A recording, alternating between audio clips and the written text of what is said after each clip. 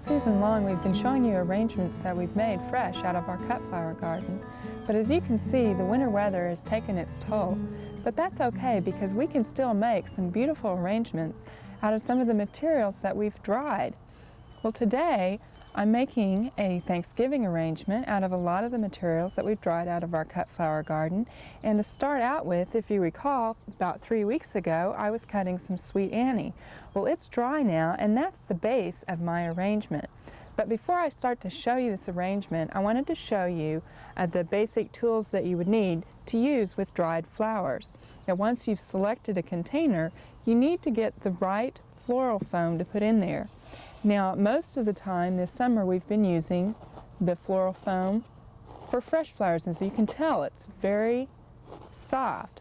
But the foam that you use for dried flower arrangements is very tough, and it's important to get this because that will help your arrangement to stand up. And you can get this at your craft store, so just ask for dried flower arranging foam. The next thing that you need is some bowl tape, and that's the name of it, and you can get it in this wide or you can get it in a narrow strip, and you'll want to tape this foam down to the top of your bowl so that it doesn't fall out. And you can see right here how I've done that. I've taped that down. Now, when I get through, all of the flowers are going to cover that up, but that will keep that stable in the bowl.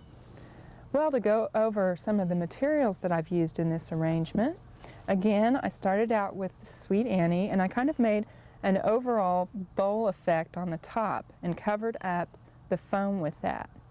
Next, I added some of our grain sorghum here that we had, and that is really, really pretty, and it has a nice Thanksgiving effect to it. I also used some of the amobium that we had growing in our garden, and it actually is still out there growing away in our garden, so we're going to dry even more of this.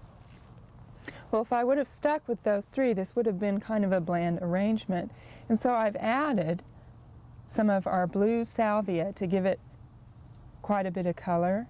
And to top that all off, one of our ambassadors had collected some bittersweet, and so I've put a few of those in just to give it a really bright show. And so this makes a nice arrangement for the Thanksgiving table. Well, in addition to drying flowers to preserve them, you can also do a process known as glycerinating. And that's actually very easy to do. You just need to make a glycerin solution and then collect your plant materials.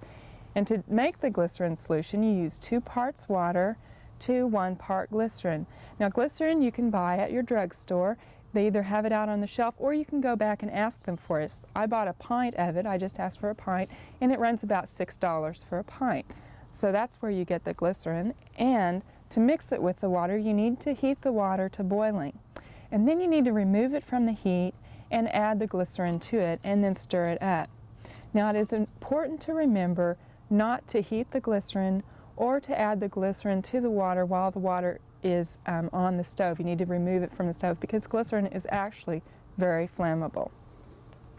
Next, you want to collect your plant materials, and today I'm using some magnolias to do this, and this actually works very well for any of your broadleaf evergreens and even some of your fall foliage. And what I'm going to do is I'm going to take some pliers and crush the bottom of the stems here and then just insert them in this solution.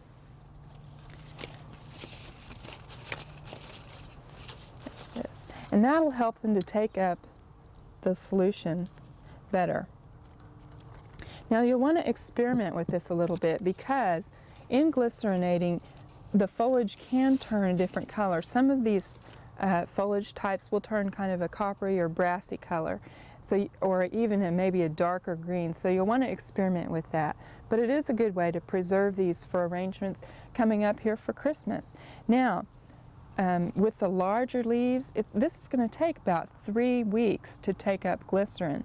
And so you're going to want to make up some more solution and then add that to your container as the plants draw this up. Now, how this works is the glycerin goes up into the foliage and the water evaporates, and finally your foliage is filled with glycerin, and it keeps them supple and it's a good way to preserve them. So, well, one final project that's kind of fun indoors is planting lettuce in a kind of an unusual container. Now here I have a strawberry pot, and you've probably seen people planting obviously strawberries in these, or hens and chicks, and even herbs. But this is a fun project to do inside, and you might want to get the kids to help you do this. But you just fill a strawberry pot with some well-drained potting soil and firm it down in there and make sure it comes out into the little loops here. Now I got this strawberry pot, and it's a nice terracotta pot. It's very pretty, and this was about $10, so it's not a real big investment. Now after I've got the soil in there and I've firmed it up, I'm going to plant some lettuce in my strawberry pot, and it's important to get the leaf lettuce to do this with because the head lettuce wouldn't work. But I'm just going to take and put a few seeds in each of these little lips here on the pot. Now remember, when you plant lettuce seed, you just lightly broadcast it on the top and then lightly firm it in. And I'll put a little bit of lettuce in each one of these holes. Now we'll thin this out, about one plant per lip, but I'm planting about 3 seeds in right now. Now I'm going to put a few here on the top. You could mix this up. You could put a few radishes in the top and have a salad in your pot if you wanted to. And I'll firm that in, water it, and then set that in a sunny window. Now this time of year, a south window works really well because the sun is in the south. And keep that watered, and you should have a salad ready to go in just a few weeks. We hope you've enjoyed this classic from the Oklahoma Gardening Vault. Remember, even though these tips and techniques are timeless, there's always something new to learn in the world of gardening. By subscribing to both Oklahoma Gardening and OK Gardening Classics, you'll have access to a wealth of gardening knowledge, both classic and contemporary.